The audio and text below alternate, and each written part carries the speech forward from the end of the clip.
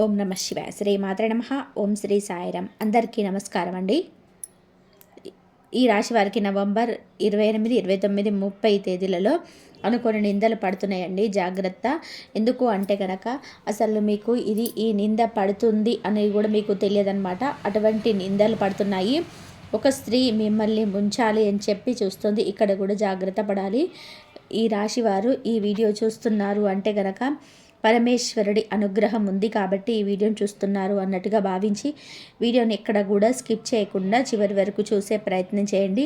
అప్పుడే మీకు పూర్తి వివరాలన్నిటి తెలుస్తాయి. ఇక ఆలస్యం చేయకుండా వీడియోలోకి అయితే వెళ్ళిపోదాం. వీడియోలోకి వెళ్ళే ముందు ఒక చిన్న రిక్వెస్ట్ అండి. మొదటిసారి మన ఛానల్లోకి వచ్చినట్లయితే మన ఛానల్ని సబ్స్క్రైబ్ చేసుకొని వీడియోకి ఒక లైక్ ఇవ్వండి, ఇవ్వండి. కింద కామెంట్ సెక్షన్లో ఖచ్చితంగా కూడా ఓం నమ శివాయ అని చెప్పి కామెంట్ చేయడం మాత్రం అస్సలు మర్చిపోకండి. ఇక దానికంటే ముందు వీడియోని అయితే చూసి లైక్ చేసి షేర్ చేయడం మాత్రం అస్సలు మర్చిపోకండి. అలాగే సబ్స్క్రైబ్ కూడా చేసుకోండి. ఇంకా ఆలస్యం చేయకుండా ఈ రాశి వారి గురించి అయితే తెలుసుకుందాం. ఈ రాశి వారిని ఇప్పుడే మనము ప్రస్తుత కాలంలో గమనించుకున్నట్లయితే కనుక అంటే ఇక్కడ గతం గురించి మాట్లాడట్లేదు, భవిష్యత్తు గురించి కొన్ని విషయాలైతే మాట్లాడబోతున్నాను. గతం తాలూకు చేదు జ్ఞాపకాలనేటివి ఈ రాశి వారి జీవితంలో ఎక్కువగా ఉంటాయి. ఆ చేదు జ్ఞాపకాలు ఏంటి అంటే కనుక ముఖ్యంగా చెప్పాలి అంటే ఎవరైతే సొంత వాళ్ళు, ఎవరైతే నా అని చెప్పి అనుకున్న వాళ్ళు, నా రక్త సంబంధీకులు అని చెప్పి ఎవరైతే ఉంటారో వారి చేతుల్లోనే పిచ్చగా మోసపోతారనమాట.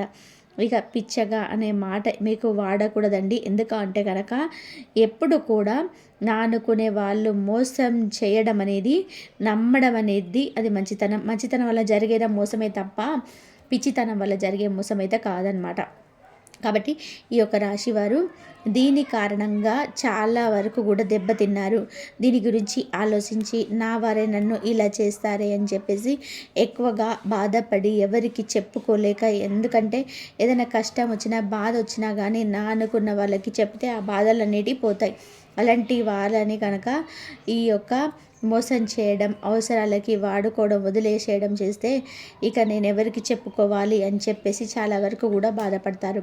వారి కారణంగా వారికి ఉన్న శక్తిని కోల్పోయారు, వారికి ఉన్నటువంటి డబ్బును కోల్పోయారు, వారికి ఉన్నటువంటి పరువును కూడా కొన్ని విధాలుగా కూడా కోల్పోయారని కూడా చెప్పుకోవచ్చు. కాబట్టి ఇప్పటికైనా కానీ నేను ఇలా ఉండకూడదు అని చెప్పేసి ఒక స్టాండ్ తీసుకొని లైఫ్లో ముందడుగు వేసే ప్రయత్నం అయితే ఇప్పుడే పాటిస్తున్నారు అని కూడా మనం చెప్పవచ్చు. ముఖ్యంగా ఈ రాశివారు ఎదుటి వ్యక్తుల్ని చాలా తేలికగా నమ్మేస్తుంటారండి.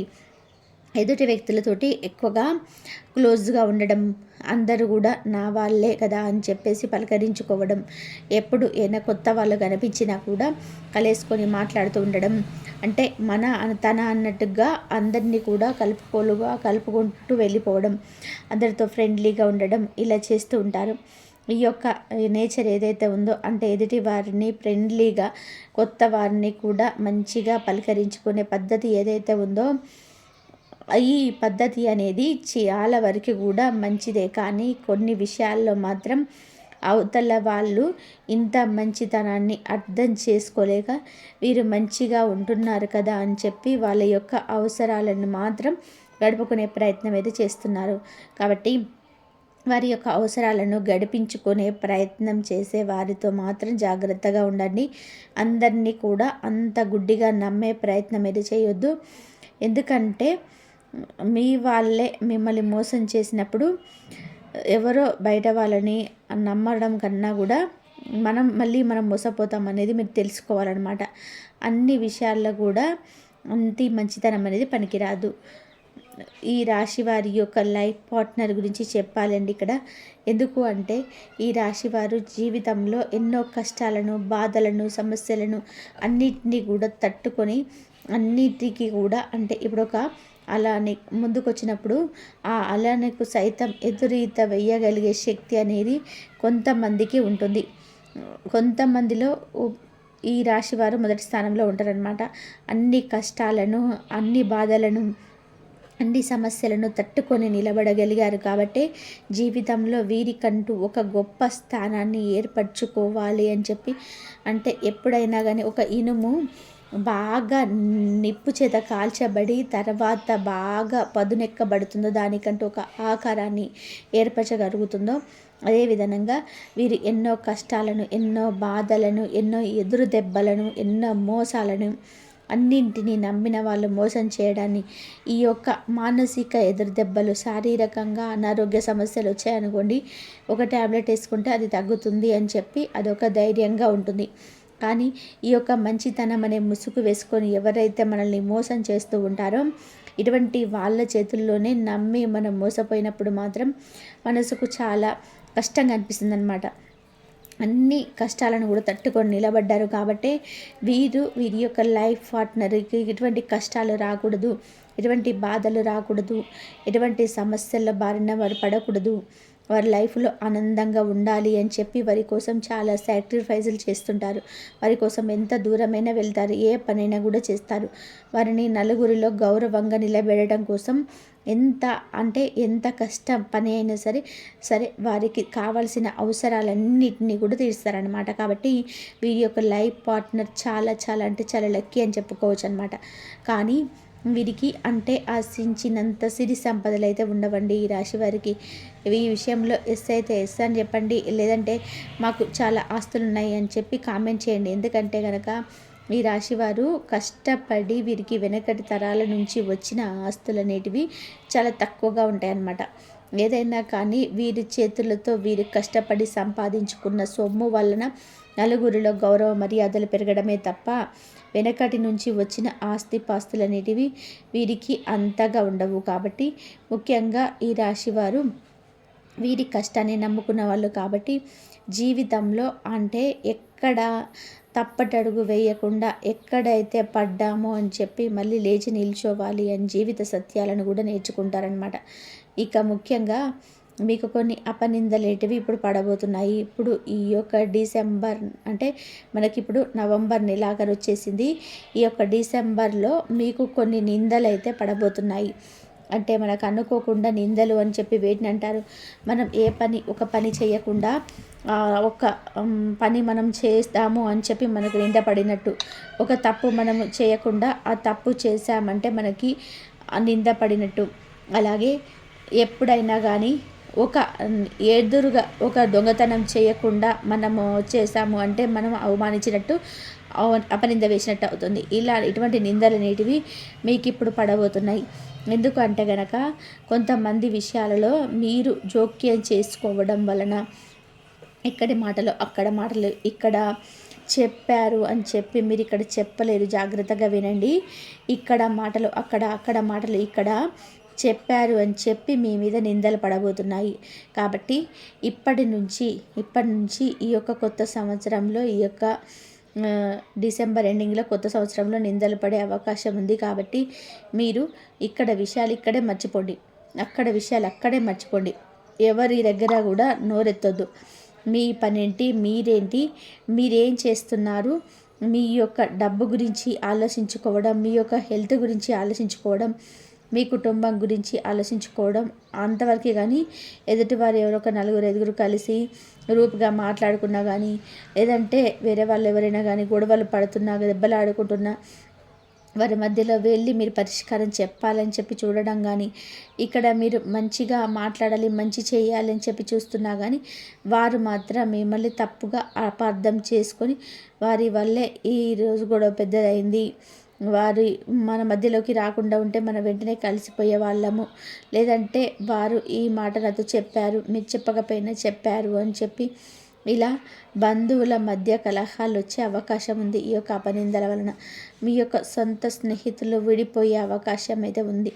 వ్యాపారాలలో కూడా బిజినెస్ పార్ట్నర్స్ల మధ్య కొంచెం రకాలుగా ఇబ్బందులు వచ్చే అవకాశం ఉంది.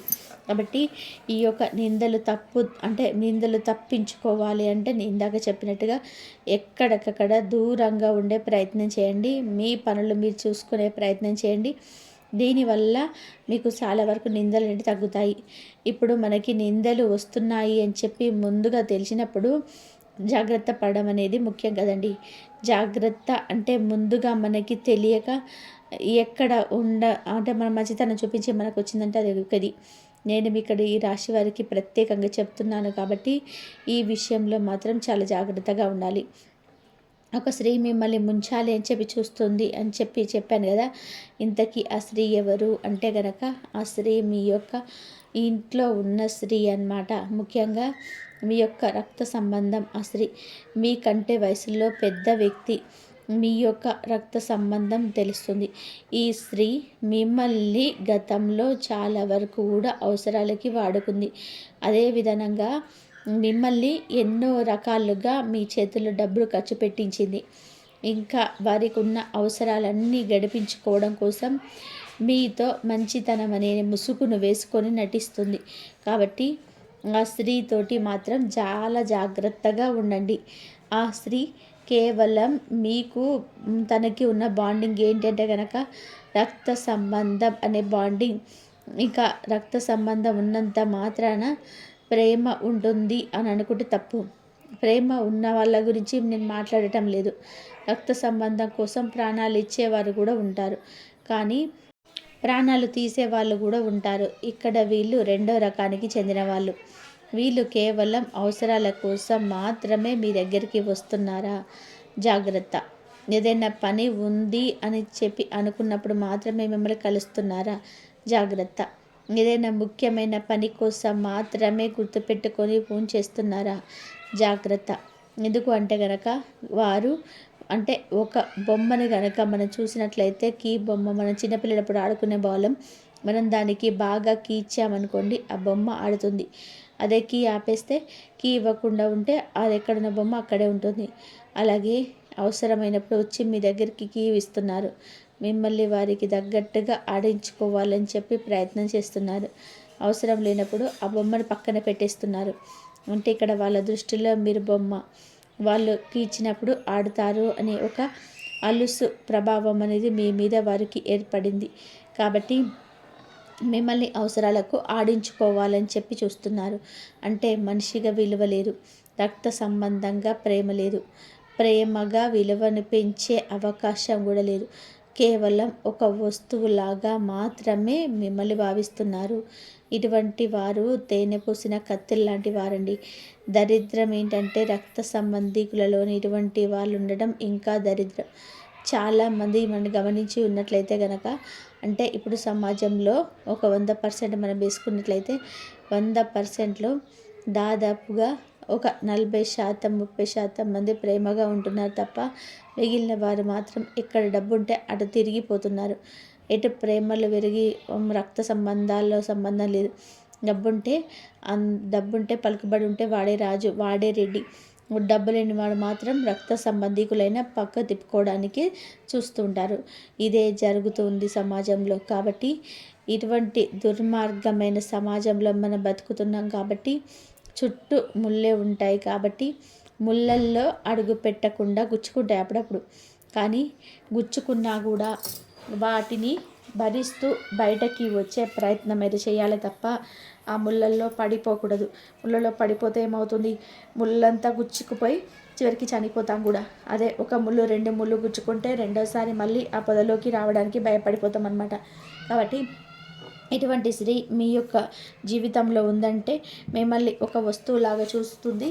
ఈ యొక్క వస్తువుకి కూడా ప్రాణం ఉంటుంది అని చెప్పి, ఈ వస్తువుకి కూడా ఫీలింగ్స్ ఉంటాయని చెప్పి, ఈ వస్తువుకు కూడా గౌరవ మర్యాదలు ఉంటాయని చెప్పి, ఈ వస్తువునికి ఈచే ఆడే బొమ్మ కాదు అని చెప్పి వారికి తెలియపరచండి. అవసరమైనప్పుడు నోరు ఎత్తండి. ఇక్కడ రక్త సంబంధం అనే ఒక అడ్డంకి ఉన్నంత మాత్రాన నోరు మూసుకొని ఉండాల్సిన అవసరం లేదు. మిమ్మల్ని మీరు నష్టపరుచుకోవాల్సిన అవసరం లేదు. ఎప్పుడైనా కానీ యువతల ఉంటే అవతల ఉండాలి, కావదని చెప్పటం లేదు. కానీ కేవలం అవసరాలకి వాడుకొని మీకు అవసరమైనప్పుడు ఇంత ఈసం సాయం చేయనప్పుడు అటువంటి వారు ఉంటే ఎంత, లేకపోతే ఎంత అని ఒకసారి ఆలోచించండి. నేను అంటున్నానని చెప్పి కోపం తెచ్చుకోవద్దు. పడ్డ వాళ్ళకి తెలుస్తుంది బాధ అంతా కూడా. కాబట్టి ఈ యొక్క పరిస్థితి అనేది మీ వరకు రాకుండా ఉండాలి అంటే కొంచెం కఠినంగా మారగా తప్పదు. ప్రేమ ఒకవైపే ఉంటే చాలదు, రెండో వైపు కూడా ఉండాలి. 2 చేతులు కలిస్తేనే చప్పట్లు అవుతాయి అన్న విషయాన్ని గుర్తుపెట్టుకోండి. అర్థమైంది కదా? ఇక ముఖ్యంగా ఈ రాశి వారికి 3 రోజులలో వృత్తిపరంగా, ఉద్యోగపరంగా, వ్యాపార పరంగా, చిన్న పెద్ద బిజినెస్ల పరంగా యావరేజ్గానే వెళ్తూ ఉంటాయండి. అంత లాభాలు అయితే ఏమి రావు, యావరేజ్గా వెళ్తాయి. కొంచెం కష్టపడండి. కష్టపడితే ఉన్న సమయాన్ని ఇంకా మరింత దాంట్లో ఇన్వెస్ట్మెంట్ పెట్టండి సమయాన్ని. దానివల్ల మీకు ఇంకా అధిక లాభాలు వచ్చే అవకాశం అయితే కనిపిస్తుందన్నమాట. కాబట్టి ఒక్క పనిని నమ్ముకోకుండా మరొక పని కూడా చేసుకోండి ఖాళీ సమయంలో. దానివల్ల లక్ష్మీదేవి కటాక్షం అనేది మీకు కలిగే అవకాశం అయితే కనిపిస్తుంది. ఇక కుటుంబ పరంగా చూసుకుంటే కుటుంబ పరంగా కూడా బాగానే ఉంటుంది. ఎటువంటి ఇబ్బందులు ఉండవు. కొంచెం కోపాన్ని ఆవేశాన్ని కంట్రోల్లో ఉంచుకోండి. ఇక రియల్ ఎస్టేట్ వారికి కానీ, రాజకీయ రంగంలో ఉన్నవారికి కానీ, సినీ రంగ పరిశ్రమలో ఉన్నవారికి కానీ, విద్యా వైద్య రంగంలో ఉన్నవారికి అనుకూలంగా ఉంటుంది. ఎటువంటి ఇబ్బందులు ఉండవు. అంతేకాకుండా ఓవరాల్గా అయితే లవర్స్ పరంగా చూసుకున్నట్లయితే కొన్ని ఇబ్బందులు వచ్చే అవకాశం అయితే ఉంది. ఒకరి మనసును ఒకరు అర్థం చేసుకోకపోవడం వలన, కేవలం అవతల వారి స్వార్థానికి మాత్రమే వాడుకోవడం వల్ల కొన్ని మిస్అండర్స్టాండింగ్స్ వచ్చే అవకాశం ఉంది. అమ్మాయిలు మాత్రం చాలా జాగ్రత్తగా ఉండండి. ఇక అంతేకాకుండా ఇప్పుడు ఏదైతే ప్రజెంట్ ఈ యొక్క డిసెంబర్ నీలాప నిందలు వచ్చే అవకాశం ఉందని చెప్పాను కదా, కాబట్టి గొడవలకి దూరంగా ఉండండి. ముఖ్యంగా నరదిష్టి ఉంది మీ మీద, చాలా వరకు నరదిష్టి ఉంది. ఈ నరదిష్టి తొలగించుకోవడం కోసం నేను ఎప్పుడు చెప్తేదే మళ్ళీ చెప్తున్నాను. ఎందుకు అంటే కనుక మీరు బయటకు చక్కగా రెడీ అయ్యి వెళ్ళినా కానీ, ఫ్యామిలీతో కలిసి వెళ్ళినా కానీ, నలుగురిలో పెళ్ళిళ్ళకు కానీ, ఫంక్షన్లకు కానీ అటెండ్ అయినా కానీ మీ కుటుంబం మీద ఎదుటి చూపు ఉంటుందండి.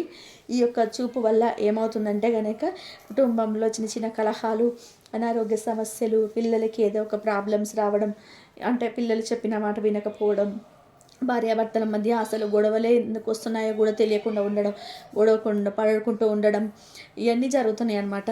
కాబట్టి ఈ యొక్క నరదిష్టిని తొలగించుకోవడం కోసం ప్రతిరోజు కూడా కనీసం రోజు కాకపోయినా కానీ వారంలో 4 రోజులైనా కానీ ఒక మట్టి ప్రమిదను తీసుకొని ఆ ప్రమిదలో హారతి బిళ్ళని వేసి ఆ నిప్పు అంటే అగ్నితోటి కింద నుంచి పైకి ఎడమ చేతి వైపు 3 సార్లు, కుడి చేతి వైపు 3 సార్లు దిగదూడ్చి వేసుకోండి. దీనివల్ల ఏంటంటే కనుక అగ్నితోటి దిష్టి తీసుకువేసుకుంటే ఎటువంటి నరఘోష అయినా, ఎటువంటి నరదిష్టి ప్రయోగమైన, ఎటువంటి ఇదైపోతాయి అన్నమాట. కాబట్టి ఖచ్చితంగా కూడా అగ్నితోటి దిష్టి తీసేసుకోండి. కాలికి ఎప్పుడు కూడా కుటుంబంలో ఉన్న వాళ్ళందరూ కూడా నల్లదారం కట్టుకోండి. ఏ ఫంక్షన్కి వెళ్ళినా కూడా అరికాల్లో కాటిక చుట్టుక పెట్టుకోండి. పిల్లలకు కూడా మంచి చెడు చెప్పండి. ఎవరితో కూడా ఉన్న మాటలు లేని మాటలు అన్ని మాటలు మాట్లాడుతూ కూడా ఏది పడితే అది మాట్లాడేసేయకుండా ఆలోచించి మాట్లాడమని చెప్పుకోండి. ఎందుకు అంటే కనుక కొంతమంది దుర్మార్గులు పిల్లల చేత అన్నీ చెప్పించుకొని ఇంకాస్త ఏడవడానికి ప్రయత్నిస్తుంటారనమాట. కాబట్టి పిల్లలు కూడా తెలివిగా తయారు చేయండి. ఇప్పుడు సమాజంలో చాలా అవసరం ఇది. అంతేకాకుండా విద్యార్థులకి అలాగే ఈ రాశి వారికి కొంచెం పిల్లలకి ఈ రాశి వారికి కొంత చదువు మీద ఇష్టం తక్కువ ఉంటుంది. అంటున్నాను కోపం తెచ్చుకోకండి.